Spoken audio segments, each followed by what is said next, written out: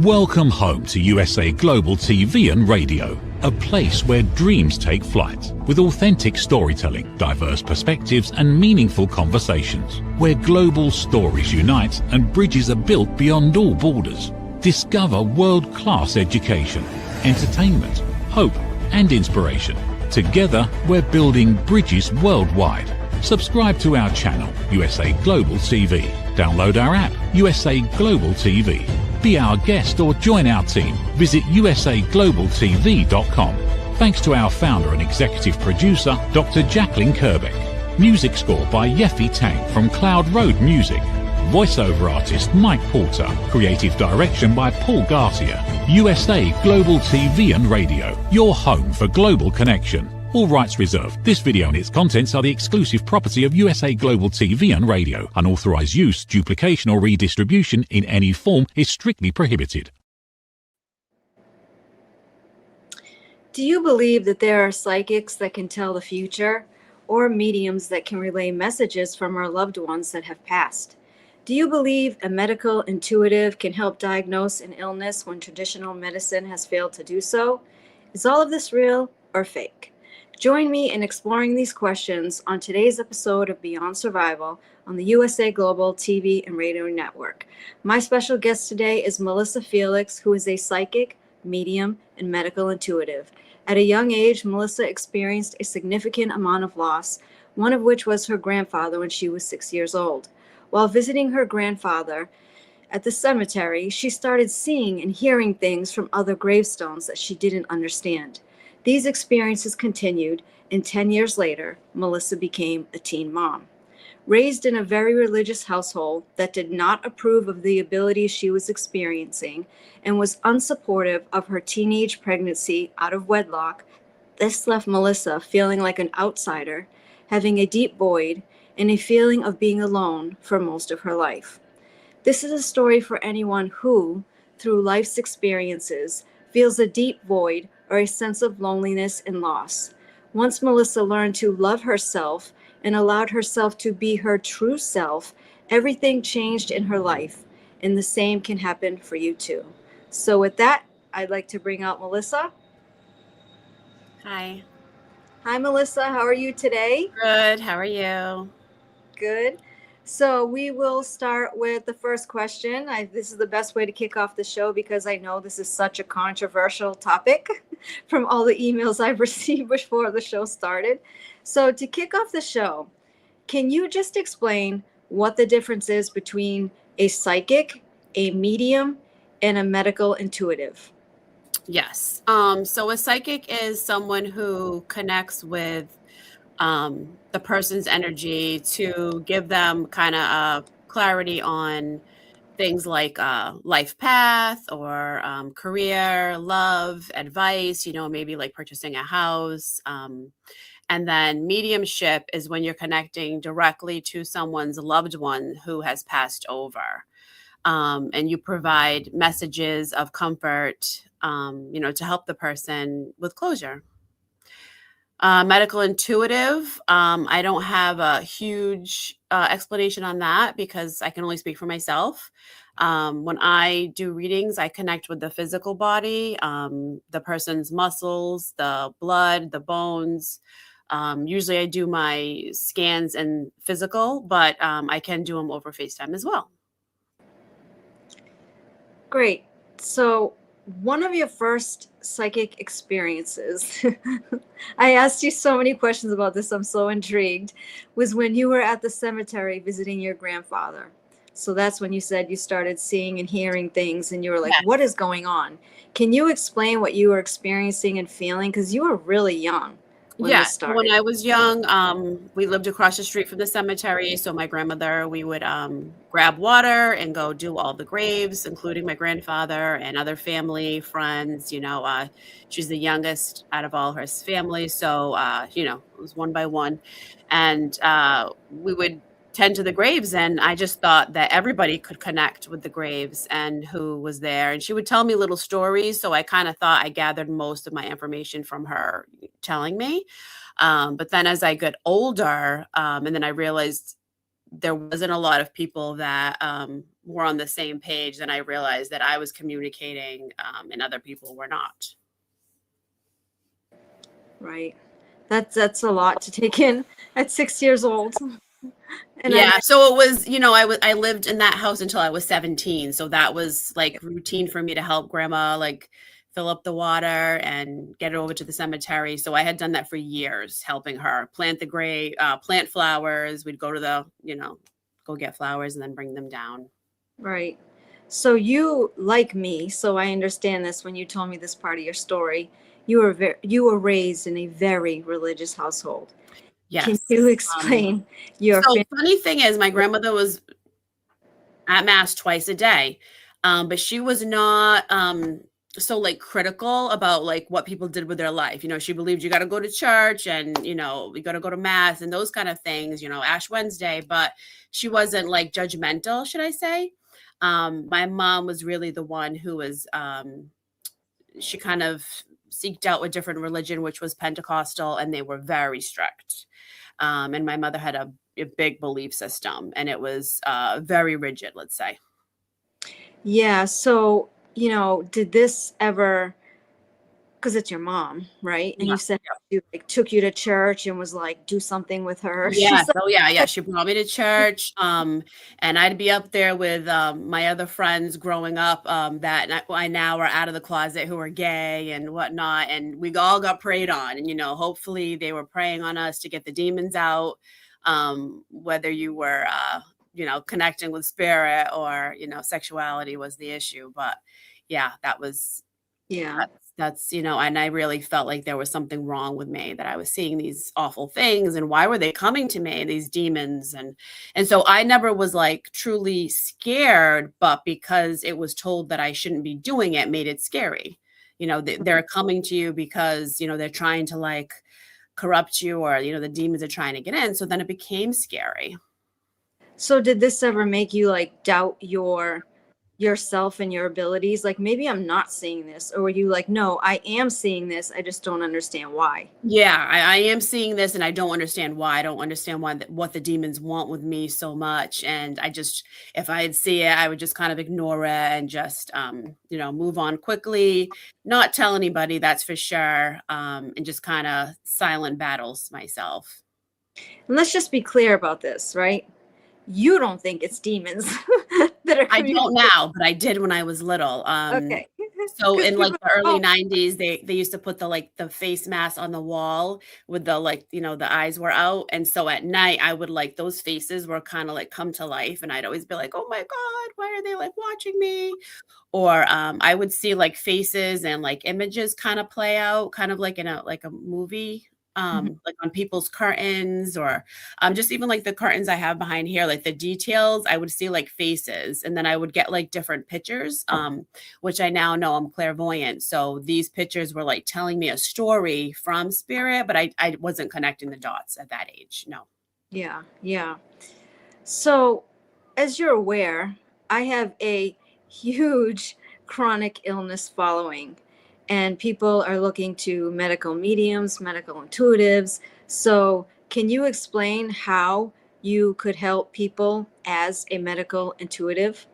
Yeah, it's actually they're some of my favorite readings because I love helping people. And even if I can't help, I mean, not to say I'm perfect, but usually I do help. Maybe I don't get to every issue the person has going on because people can be so complex. You could just start your journey off and you can have two things going on and you can have like seven things going on. So when someone comes to me when they have questions and the doctors can't find out what's going on, or maybe you just can't get in with the doctor fast enough.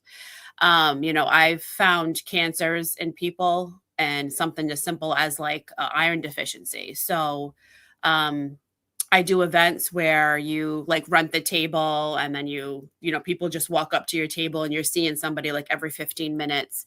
One time I went like 6 hours straight where I had somebody coming in to see me for readings and they just hop in the bed. I scan over their body and just pick out like the first thing on the top that was the most problemsome. So you need to like get to, you have to have a game plan, like let's fix this and then we can work down from there. But I also believe the hugest issue is the emotional connection to our physical pain is is a huge like bottom line factor. What do you mean by that? So like people can have trauma, down to childhood, and usually is childhood trauma that resurfaces later on. So, say you have something that happens when you're 6, maybe you have a death when you're 25, but this now triggers that other trauma. So they're both coming through at the same time and just causing your body kind of like an overload or like a system shutdown, basically. I think that's very hard for people to grasp whenever trauma is brought up. They're like, no, I'm physically sick. What does this thing that happened to me when I was, 8 years old have to do with? No, it's not connected. Yeah. Well, so like we keep running because like the human spirit is naturally in survival mode. So yeah, when you were young, you just keep moving, bad things happen and you're on with your day, and we just keep running and we keep running. But then there's something that like stops us, like could even be like a broken leg where now you have to sit in bed for 2 weeks. Well, all the thoughts are coming in, and like those 2 weeks that you're sitting on that in bed and you're like, oh my God, I can't stand this. But all the feelings and thoughts that you usually don't feel are coming in. So you can kind of get a little grasp on how that works. Mm-hmm. And are there people that you see that are like, I'm not even having those feelings, but you're saying, Yeah. So there are some people that are in complete denial of like trauma or anything bad that's happened to them or that it has anything to do. And so I know them personally. They're in my direct circle. And I just believe that that person is not ready to evolve in such a way in this lifetime. So I also believe in reincarnation and that we don't just experience one life. And so there are some people that are not going to experience that in this life, and that's okay. oh, that's sad. Yeah, sad. Well, I always say next time around. Yeah. So you can help people as a medical intuitive. It doesn't have to be remote. I mean, it doesn't have to be local. It can be remote. Yes. Yep. I do it over FaceTime. I've had clients in Hawaii and Alaska and all over India, Africa. I've had like pretty I don't know, what do you want to say? All over clients. So yeah. I have to ask because so many people said I needed to reach out to a medical intuitive. Yeah. So I was like, okay. I love my like long distance clients because they can't find anybody, nearby that understands what they're going through, and I love to help. So before this interview, I've had a lot of people reaching out to me. Like I said, I know it's very controversial. There are people like, oh, I totally believe in that, or they bring up you specifically help them, or a different one help them, or what they believe and they don't believe. But, there are other people that are like, these kinds of people, meaning you, psychic, medium, can find out all about me on social media. And so they already know me before they meet me. So I can't trust this process, and I don't think that this is real. So how do you respond to people that say things like this? Because, 20 years ago, you wouldn't have been able to do that with social media. Right. Now it's there. So how do you respond? So I would always say go with like what your heart feels. So if you're like not feeling connected to the person that you're going to work with, like normally people are just instantly drawn to me, and then they immediately find comfort in what I provide. If you don't feel that, I always say kind of like wait until you're ready. But also when I do vendor events, so I'm just renting a table and I'm coming to this event and I'm going to be there for 4 to 6 hours. I have no idea who's attending. Nobody knows because it's just a walkthrough event. So people are coming up to my table. I mean, you could lie to me and be like, your name's Lisa, and I have no idea. And you lay on my table. I have no idea about your background or where you even came from. Some people come, from all over cities nearby. Also, when people book online with me, they're using like their mom's credit card or their husband's. I don't even know who's coming in, the husband, the wife, the sister-in-law. I also get paid through gift certificates, and, those are also, from gifts. So you don't really know who's going to be on the reading until I literally pick up the phone and then I'm doing the reading, or if you're walking in the physical. Mm-hmm. So what would you want viewers to know about what you do, especially non-believers? I feel like if they're non-believers, I'm not here to to change their mind on that, but if you are feeling like, you're lost and you need help, I feel like I definitely have a lot of patience with people, and I have a good way of explaining and making people feel comfortable. So I feel like I'm the one to reach out if you have any questions. Although I can't spend hours answering questions, but I always just say wait until you feel like you're ready. Wait until your heart and your soul is okay, I'm ready for this. If you're really feeling a lot of conflict, I just say wait until you've done your research and maybe you've asked me some questions and you feel better about it. Right, right. It seems like, in hearing your story, like when we talked, how much angst you felt at a young age, right? Oh, I had Yeah. debilitating anxiety. Yeah. I'll tell anybody I have veneers in the front of my mouth because my anxiety was so bad when I was young, I would throw up. Oh, wow. Yep. Yeah. And so I would enter the room and the energy of other people would impact me so deeply, and I didn't understand. I thought it was me. So, oh my goodness, I would not like that. yeah, no, Get out of me. and Take so it. now I can recognize the feeling because I turn it off and on so often, but when I was young, I'd walk into a room and I'd be like, "Oh." And Oh, I still do things like that on a smaller level, but yeah. It seems like the things that have brought you peace and happiness, like your gift in helping people, is the same exact thing that caused that void and isolation in the first place, because you were ostracized by your family and demons and all that stuff. Is that an accurate statement? yeah, it is. It's funny because I kind of I would avoid it. Family members are not supportive, relationships are not supportive, and so I would just keep pushing it away until I finally was okay with myself. There's just this there's a piece that I will never be able to get rid of or deny happening once I finally came into myself. Once I finally realized what I was feeling and why and how, there's just this piece. And so um, I feel like everyone is special and everyone has a gift. I feel like we're all here to help others. And the more you embrace who you are, the more you'll feel that peace, that the anxiety will start to subside. So I don't know how to answer that other than I absolutely love what I do. But how did you make that transition? Because I know if well, maybe when I was younger, we're different when we're younger. If my family was like, no, we don't believe in this, and give me so much crap, that I probably wouldn't do it. I'd be like, oh, how did you make that transition to just be so strong and be like, no, this is who I am and this is what I'm going to do, whether you like it or not? Because Right. there are people out there right now that aren't being themselves for whatever reason Oh, that may be. yeah. So how do they make that transition to free themselves? Like, what did you do?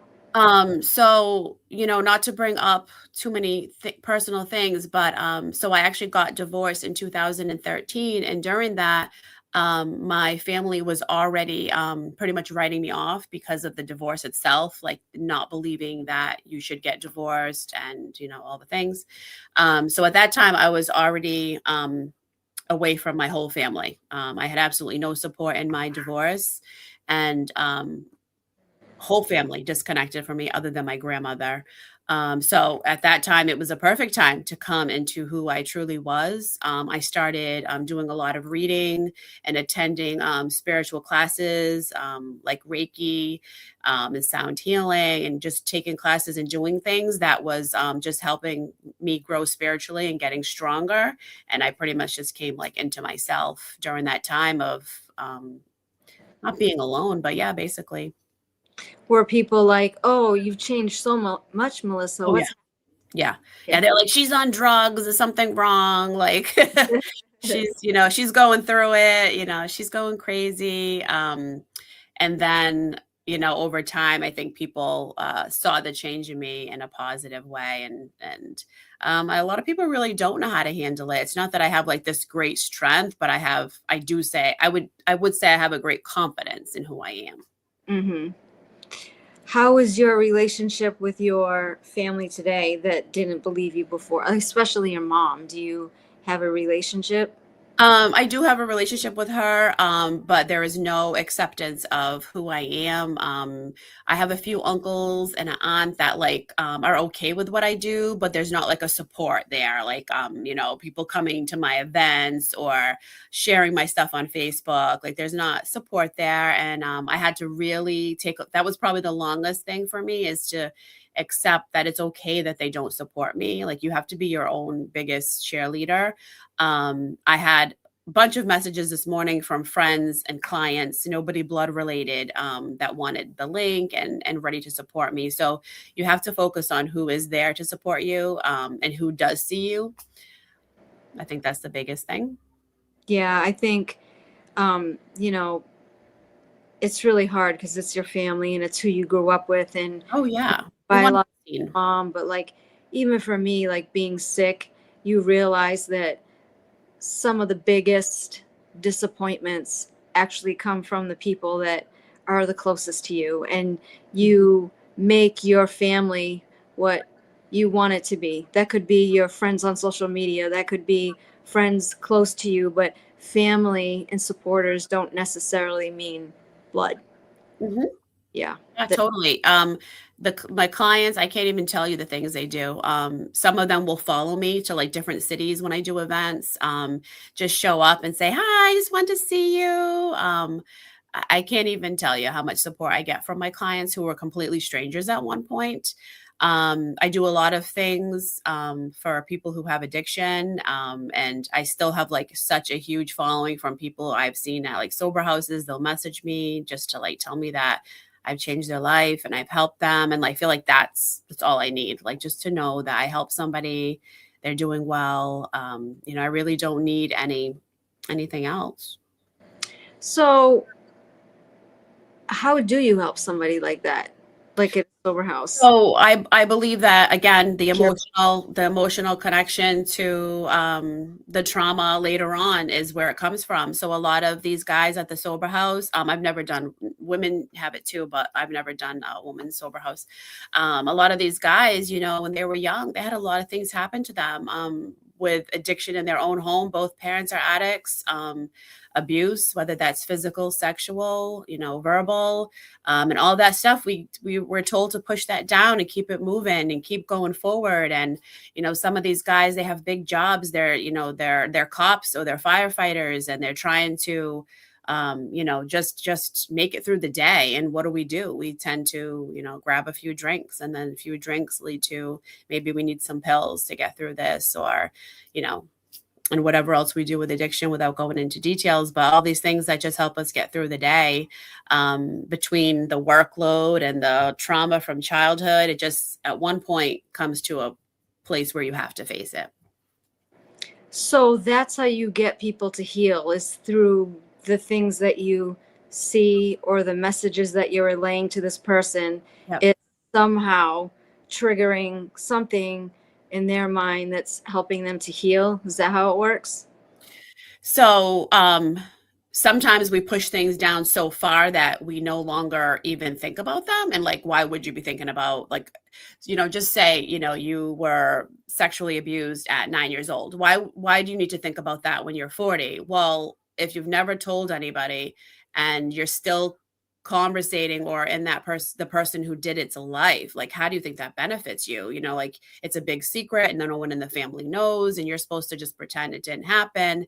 How do you think that's going to affect you over time? So sometimes me just going deep down into like what it is that's truly bothering them and bringing it up and letting them know that they're seen is just enough.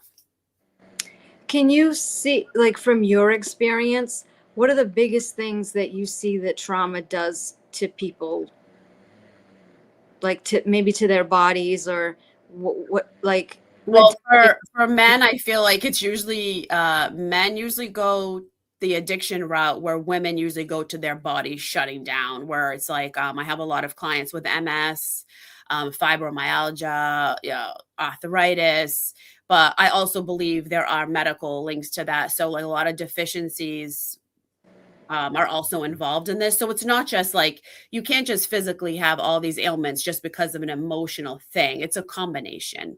But a lot of our emotional trauma just sits so heavy with us. Like, say you're married to somebody for 20 years and he's been abusive. Like, where is all that energy going to go?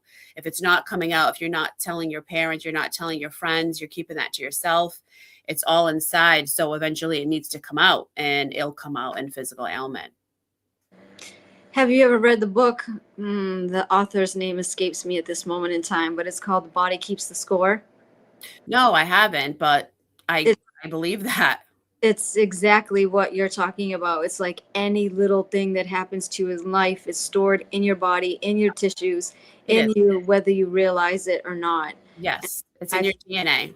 Right. And so our DNA has memory. Our cells have memory. So say in the beginning of June, you had an awful trauma or like a death that happened to you. And all of a sudden, at the end of May, you're like not feeling yourself. You're starting to feel like just kind of wanting to go within. And then you realize like, oh, it's June 3rd. This is the day somebody passed, or whatever else happened. You can always draw a connection if you use a calendar. I always tell my clients, write down when you're like having bad days, write down when you're feeling that like that spiral, and then you'll connect the dates. It'll happen every year at the same time. I can almost guarantee. And one of the questions I asked you was, can you not reach certain people? Because I'm sure there are people that come to you that they're like, oh, can you find my mom or my grandmother or whatever? And you can explain what you told me. There's, for me, every psychic is different. For me, there's no one I can't reach. Sometimes people want you to say something that spirit is not going to say. Feelings and emotions are totally different once we've crossed than how we're experiencing them here in the physical. So sometimes people are like looking and searching for certain things to be said that aren't.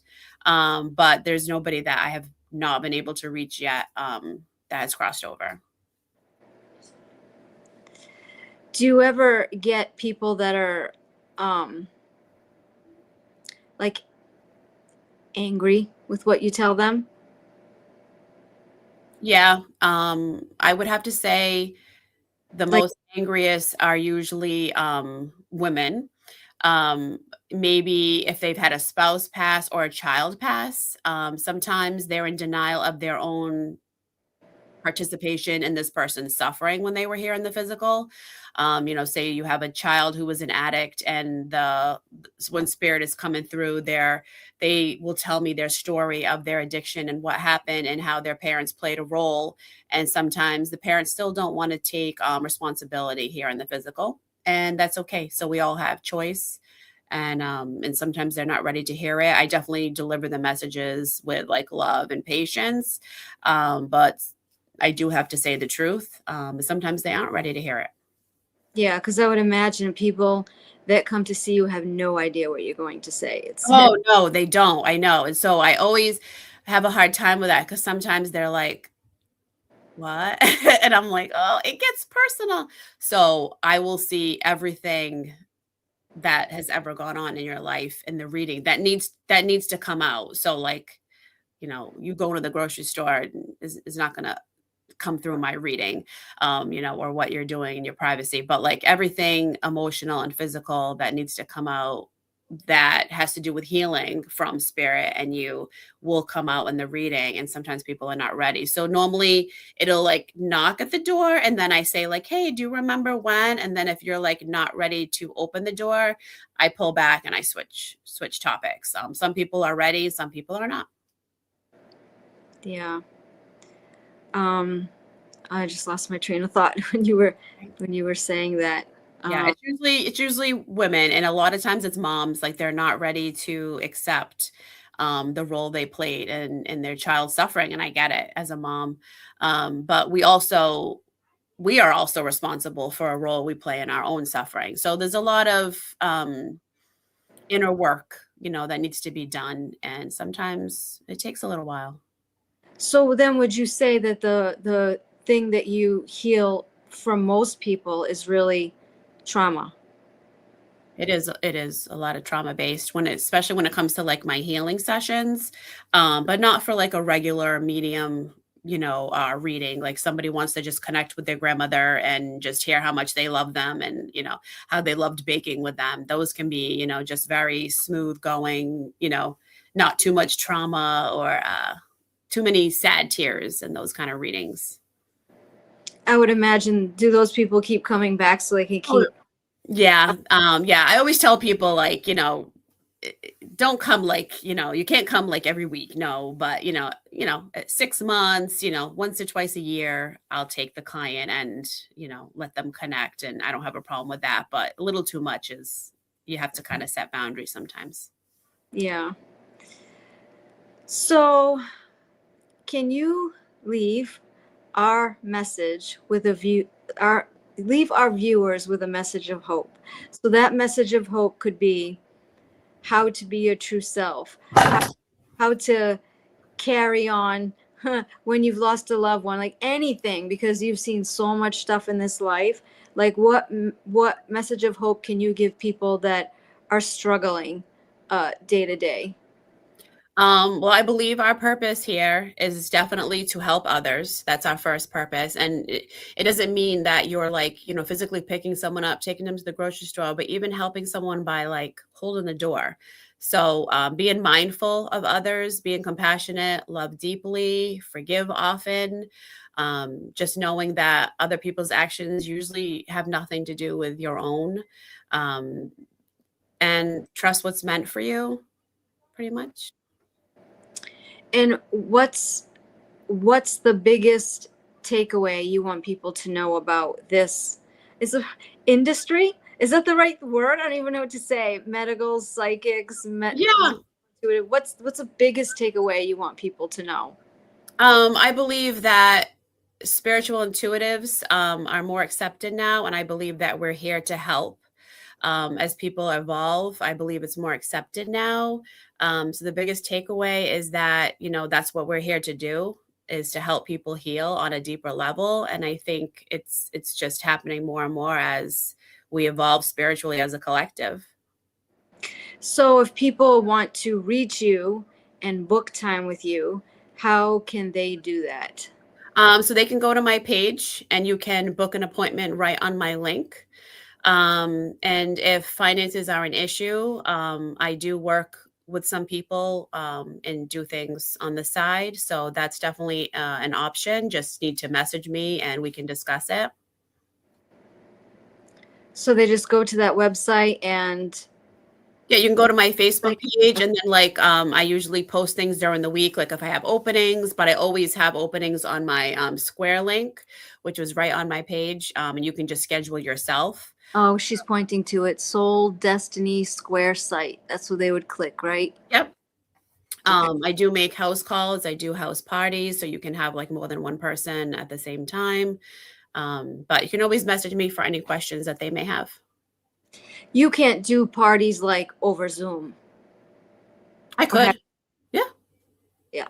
Because I'm thinking you're like one person in one place, and there's so many people all over the place that might Yeah. want. So like I would just have to prepare for it. Like if I was doing a reading and I knew it was just you, I would be preparing just to read you. But obviously with preparation, you were like, hey, I'm gonna have 4 people at my house. Can you do this reading over Zoom? Then I prepare, time wise and spiritually to, channel that much because everyone has family that have died around them, but you also have 4 people in the room. So that's everyone's family that you need to be able to decipher who's who. And spirit can only like hijack one of your senses at the same at a time. So like grandma could be coming in, I'm seeing her, but then I'm like feeling your uncle and smelling your aunt. And so like all your senses are being used at the same time and you have to know how to decipher what's what. So you need a little preparation for that.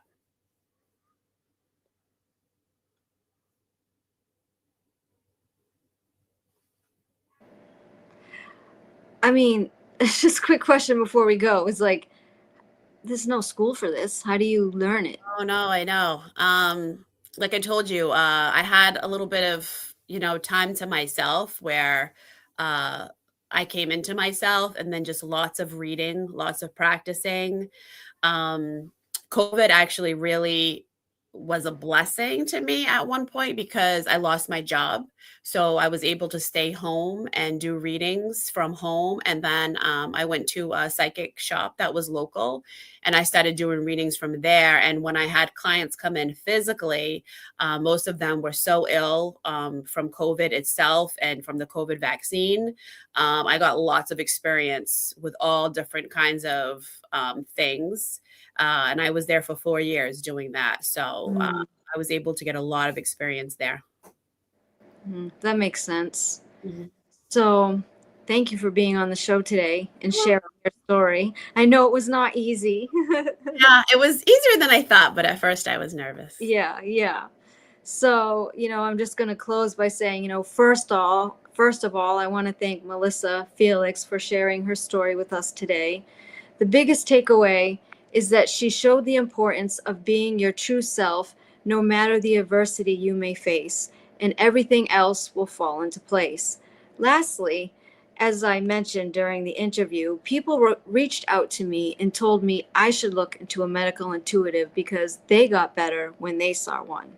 So I started researching psychics, mediums, and medical intuitives. And of course, what science says, and I quote, is that there is currently no rigorous, peer-reviewed scientific evidence proving that individuals possess these supernatural abilities, especially in the case to accurately diagnose medical conditions or see inside the body's physical symptoms. And if people feel better after seeing a medical intuitive, it may be and likely due to the placebo effect, end quote. So after I read that, I thought, if that is true, that you can feel better simply by seeing a medical intuitive because of the placebo effect, then in my opinion, it doesn't matter if it's real or fake because you still got the desired outcome. You got better. That's all I got today. Thank you, everybody. I'll see you next month. Thank you for watching.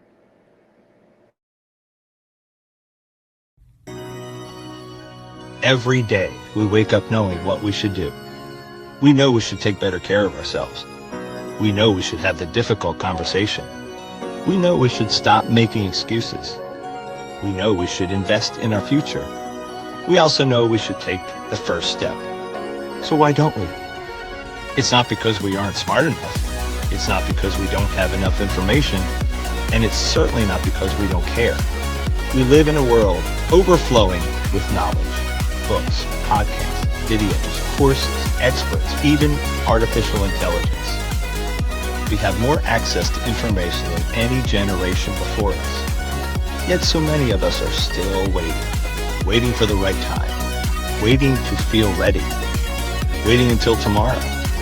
But tomorrow becomes next week becomes next year, and before you know it, another opportunity has passed us by. The truth is, knowing has never been the finish line. It's only the starting line. Our lives don't change because we know more. Our businesses don't grow because we know more. Our relationships don't improve because we know more. And our health doesn't transform because we know more. Everything changes when we act. When we choose courage over comfort, progress over perfection, action over intention. The question isn't, what else do we need to know? The question is, what are we going to do with what we already know? Stop. Why Knowing Isn't Enough by Dr. Jacqueline Kerber. Because knowing opens the door. Action changes your life. Available September 2026. People are searching for experts every day. Are they finding you, or are they finding someone else? Every day, professionals are building authority through media. We've already built the platform. USA Global TV and Radio. Over 14,000 shows streamed to over 60 countries. This isn't about becoming famous. It's about leverage, visibility, credibility, opportunity.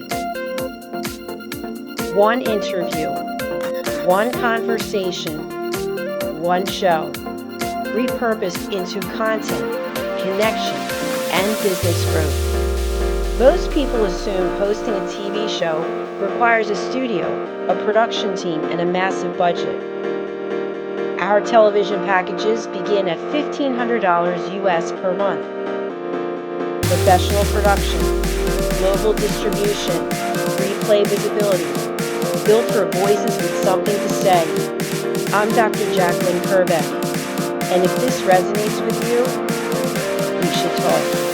USA Global TV and Radio, all rights reserved. Contact us at info@usaglobaltv.com. Thank you, viewers and listeners of USA Global TV and Radio, for joining us today. We're honoured to have your time and attention as part of our global community. At USA Global TV and Radio, we believe in the power of authentic conversations, meaningful connections, and creating a world of possibilities together. Want to be part of something bigger? Join our team of elevated listeners at usaglobaltv.com, a space where your voice matters and your ability to listen transforms relationships. Stay connected with us across all our platforms for thought-provoking discussions, expert insights, and empowering stories. Subscribe to our channels at youtube.com/c/usaglobaltv. Follow us on social media and explore the endless opportunities we're creating for growth, learning, and inspiration. Together, we're not just broadcasting, we're building bridges and changing lives one conversation at a time. For inquiries, contact us at info@usaglobaltv.com. Produced by Executive Producer and Director Dr. Jacqueline Kerbeck. Voiceover by Mike Porter. Creative direction by Paul Garcia. All rights reserved. Visit usaglobaltv.com to view our full terms and conditions.